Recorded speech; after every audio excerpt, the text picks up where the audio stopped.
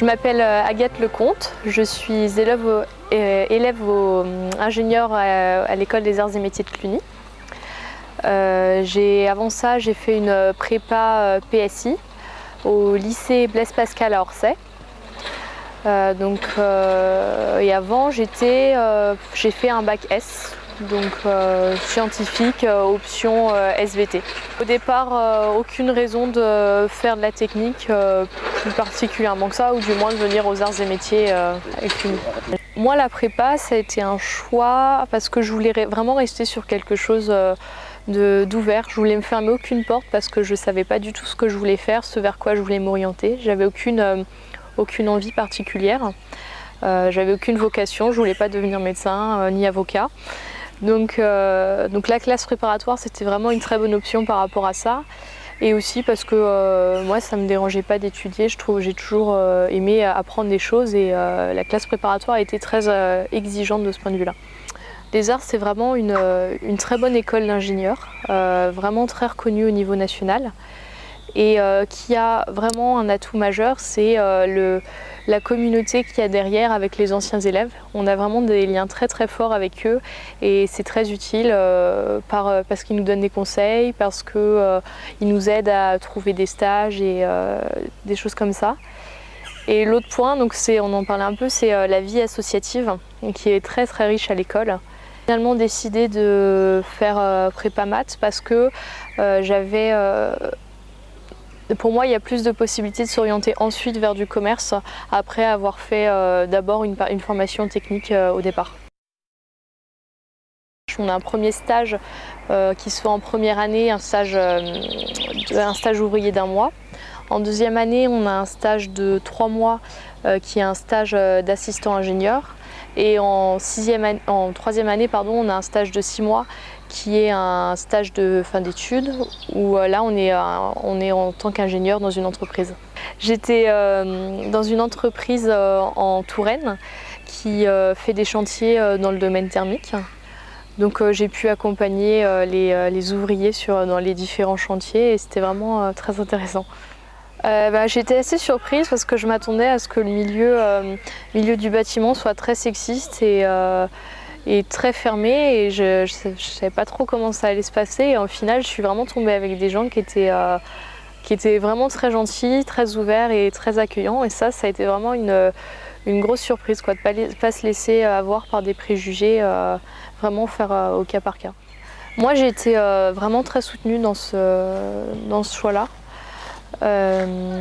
J'ai eu la chance de jamais avoir de remarques du fait que j'étais une fille. On m'a jamais remise en question par rapport à ça. On n'a jamais remis en question mes capacités. Comme je vous l'ai dit, j'ai vraiment eu aucun problème d'aucune sorte. J'ai toujours été très bien accueillie par toutes les personnes à qui j'ai dit que je faisais une école d'ingénieur. Par tous les élèves de la promotion, qu'ils soient garçons ou filles, ça se passe très bien. Il y a vraiment beaucoup de respect de ce point de vue-là.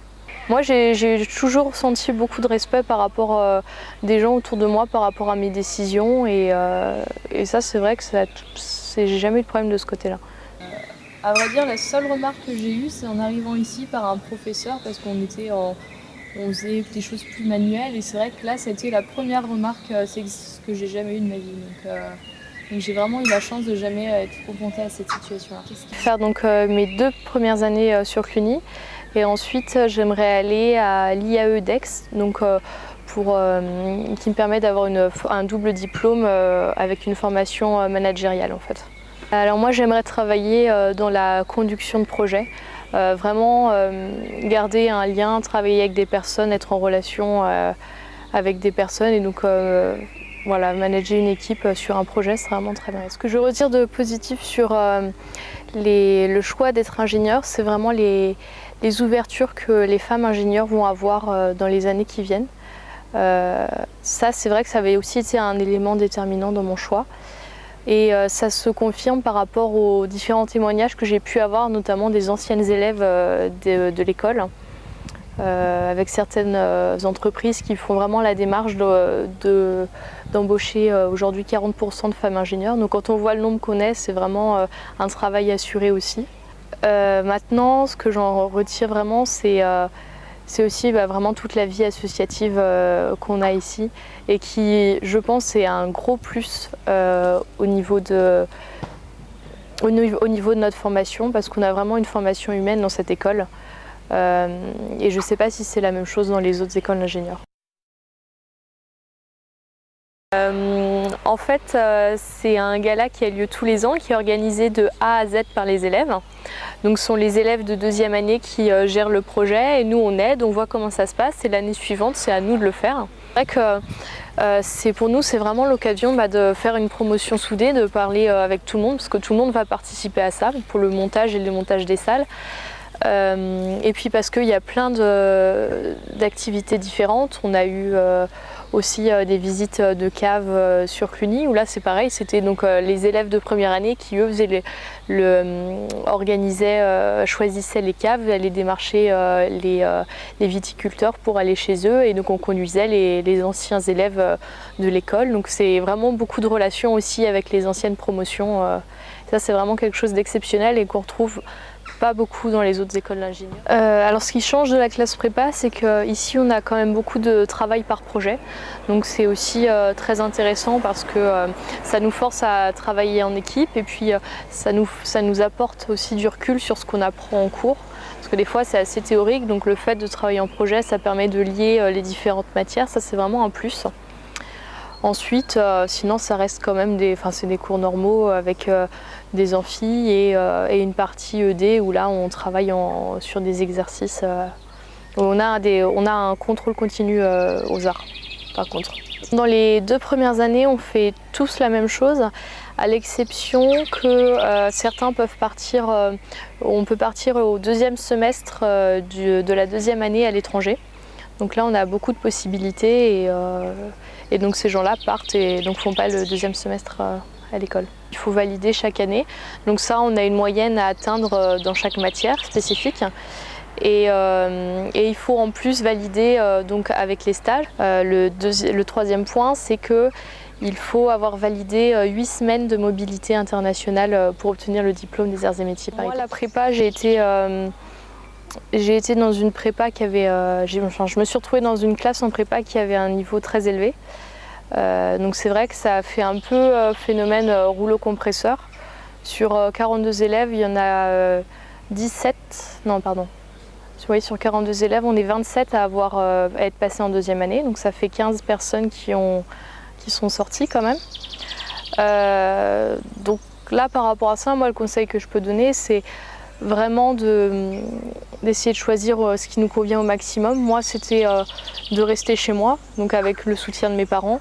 Après pour d'autres ça peut être le fait d'aller en internat et d'être soutenu par l'ensemble des élèves de la classe. Parce que ça c'est vrai qu'il n'y a aucune rivalité vraiment au sein d'une classe préparatoire, c'est un mythe, il n'y a aucune rivalité, il y a beaucoup d'entraide. Et voilà, c'est vraiment choisir ce qui nous convient le mieux, il n'y a pas de parcours tout fait. Et, voilà, des fois il faut peut-être mieux aller dans une classe qui est avec un moins bon niveau, mais où on se sentira mieux que viser trop. Et oui, l'environnement masculin, moi c'est vrai que je trouve que c'est assez reposant aussi, il y a moins de prise de tête que quand on est entouré que de filles, donc c'est quelque chose qui me convient. Je pense qu'il est déjà important que les sciences soient quelque chose qui nous plaise, parce que sinon c'est compliqué. Il faut être prêt à travailler, surtout quand on passe par la classe préparatoire.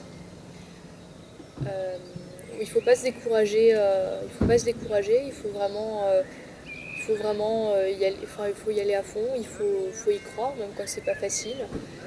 Parce qu'il y a toujours des moments où c'est moins facile, que ce soit à cause des devoirs ou parce que certains proches ont une vision, pensent que c'est pas la bonne voie, etc. Il faut être déterminé et faire en sorte de se faire accepter et de se faire respecter dans ses décisions.